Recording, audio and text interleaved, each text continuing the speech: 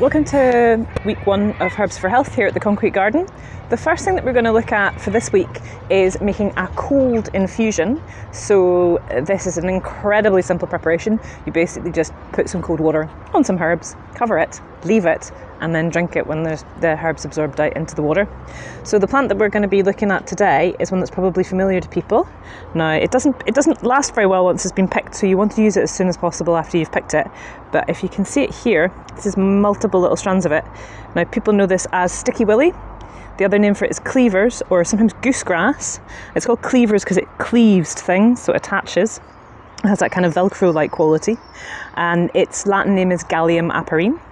Now, the bits that we use are the kind of top little freshest kind of ends of it, and we use it until it starts to flower. You see these tiny little microscopic little white flowers. At that point, a lot of the kind of essence of the plant is moving into making the flower, so there's less good energy in the leaf.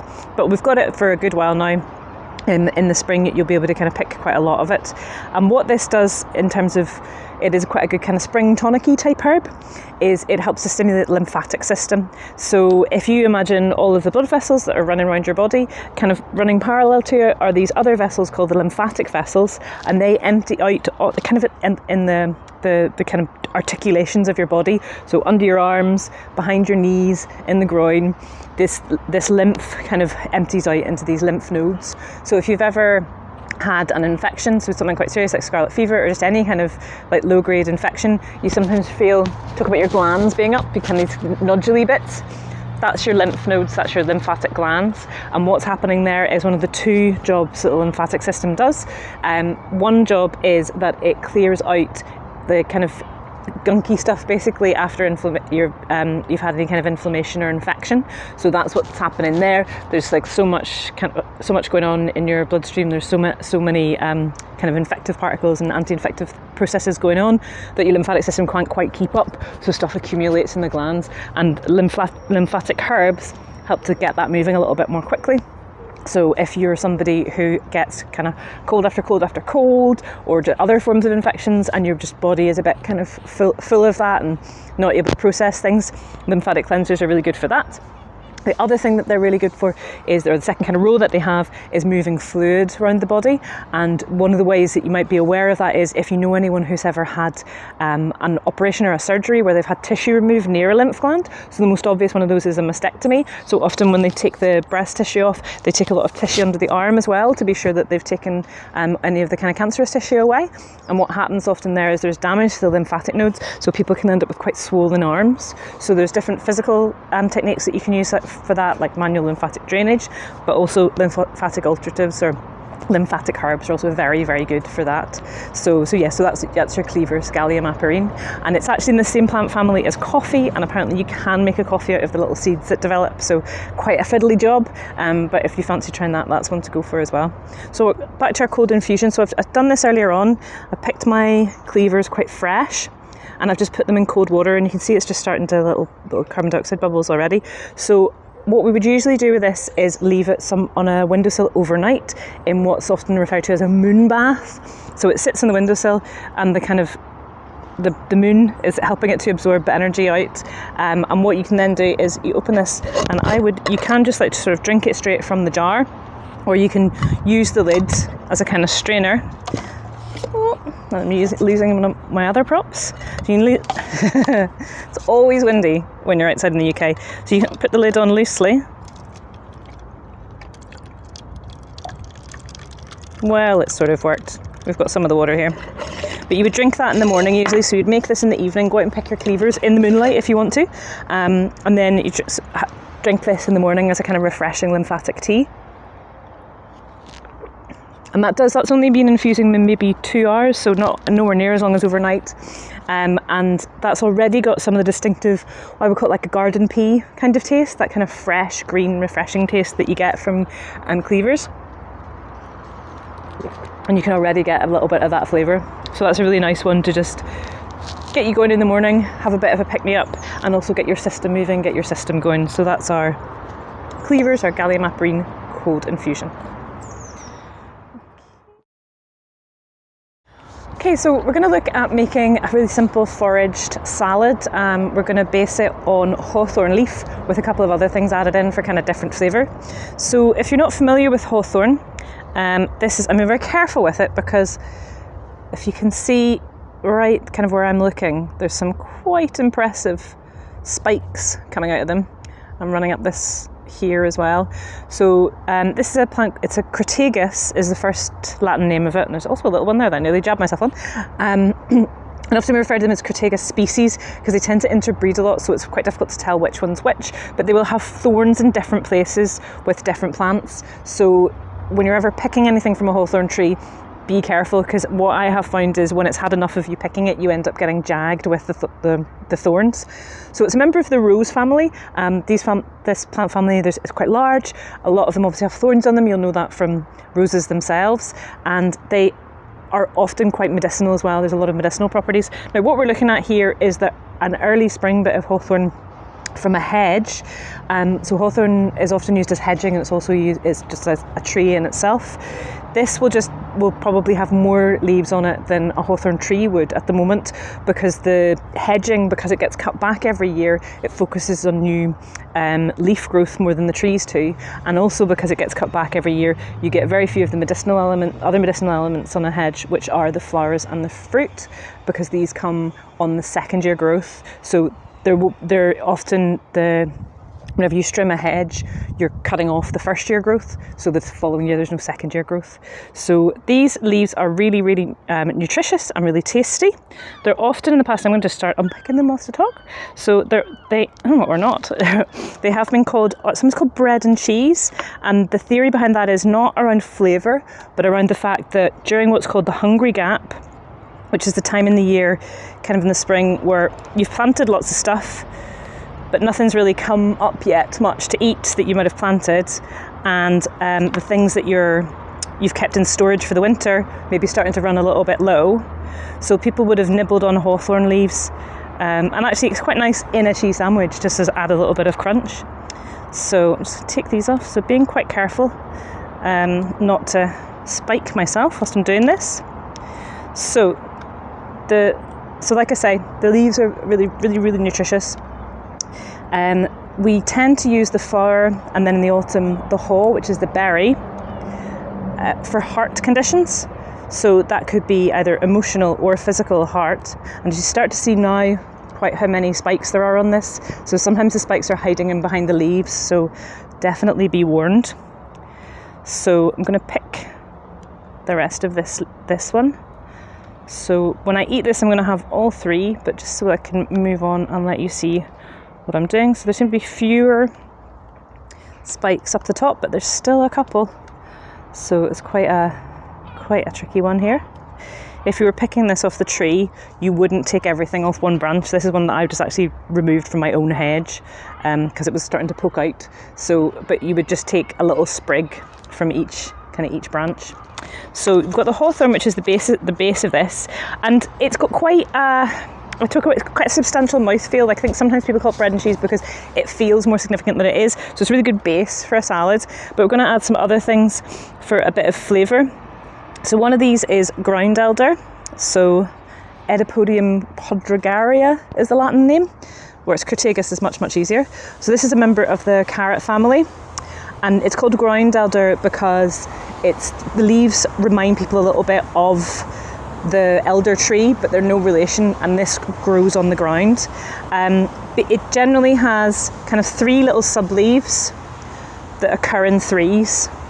So I think it's trifoliate, try something. So yeah, but if you look out for these, it also has a very, very distinctive smell. So if you squish it, I think it has it smell a little bit like kind of Parma violets.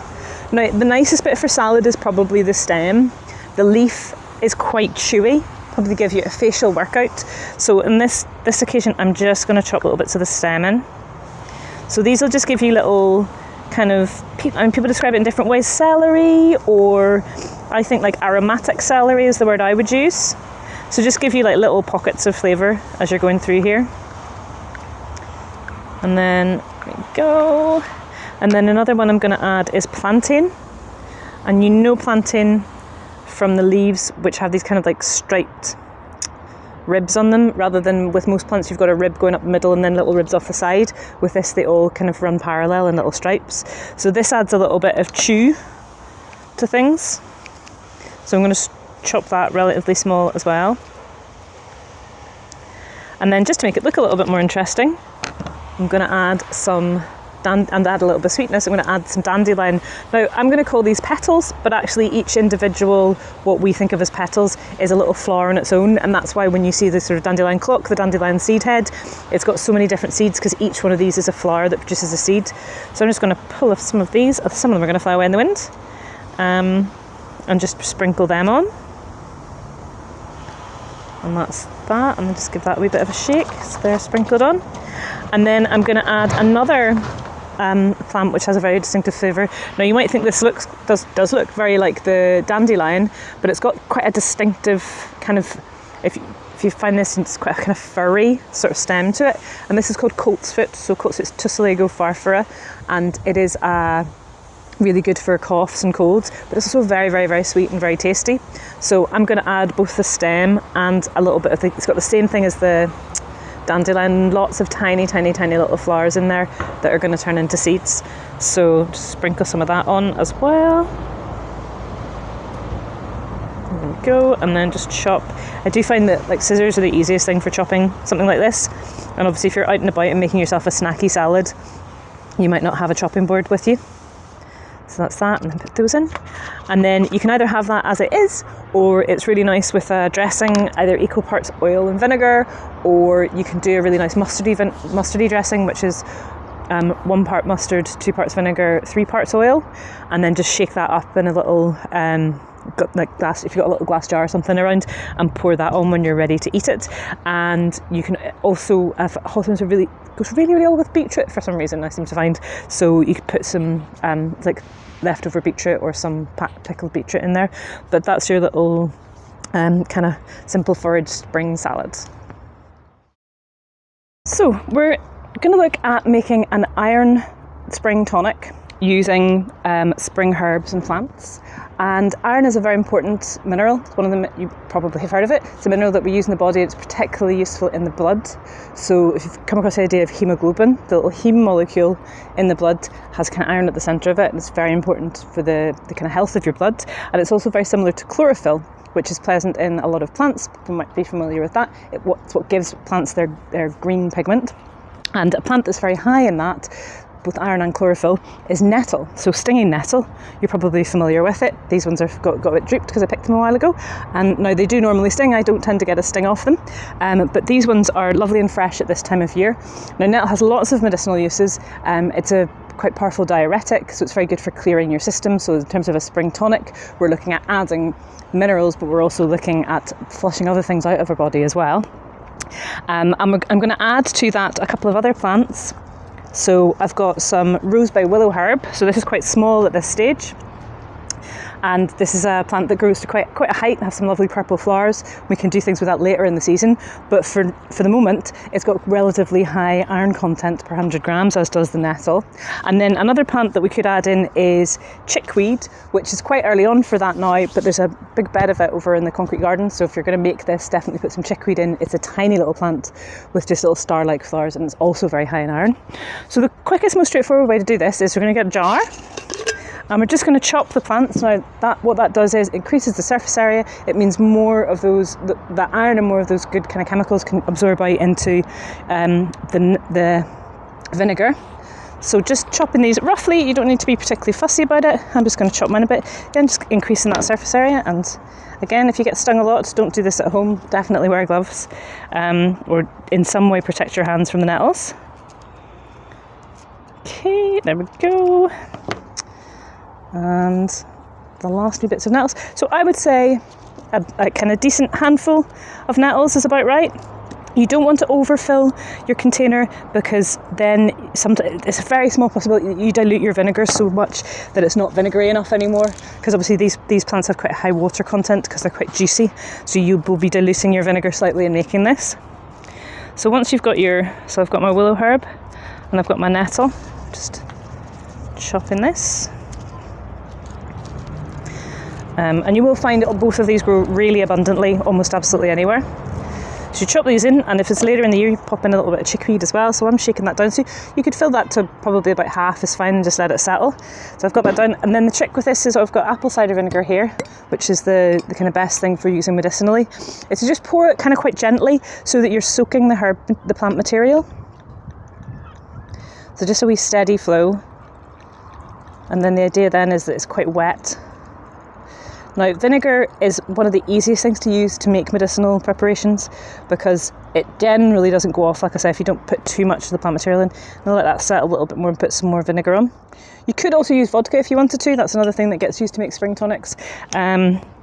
This is the kind of non-alcoholic version. So I'm going to put the lid on and then make sure I put it on right. That seems about right. And then you can just invert that a couple of times, just so that you can kind of get everything mixed together. And my suggestion would be to put this somewhere. It doesn't need to be in the light. It's probably happier somewhere like in a cupboard or on a shady shelf. But every few days you want to give it a little bit of a shake. Make sure that everything's still well soaked and that things are soaking out into the vinegar. And then it could be usable in a week or two, but ideally you want to maybe leave it 2 to 4 weeks to get all of the goodness out. And then when you're finished, you strain this and then dispose of the plant material. So probably compost is the best for that, unless you can think of some interesting kind of spicy pickle to make it into. The nettle shouldn't sting so much, but it might still be a little bit of sting to it, so do be careful. And then you just decant this into a bottle and take that maybe a teaspoon to half a teaspoon. Start with half a teaspoon, build up to a teaspoon in either warm or cold water, and have that in the morning as a little iron tonic, and up the dose if you're feeling a little bit run down. If you're feeling a little bit tired, you can kind of increase that. The other thing that you can also add into it that's quite high in iron but isn't foraged is apricots, but you need to use the unsulfured apricots, so the ones that are kind of black rather than orange, but those have got a really high iron content as well, and actually will add a little bit of sweetness to it, so it makes it more easier to drink, shall we say. This is going to have a very rich minerally but certainly vinegary flavour to it, just like this. So that's your Nettle Spring Iron Tonic.